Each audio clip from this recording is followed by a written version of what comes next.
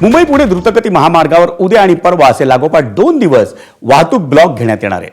महाराष्ट्र राज्य रस्ते विकास महामंडळ म्हणजे MSRDC कडून महामार्गावर डोंगरगाव कुसगाव येथे बांधण्यात आलेल्या पुलाचं शटरिंग काढणं आणि रंगाची कामं करण्यात येणार आहेत.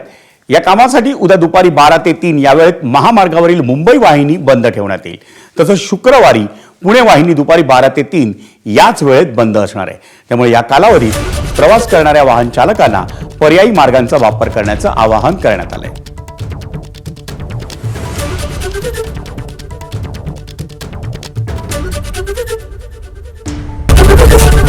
एबीपी माझा, उघडा डोळे बघा नीट.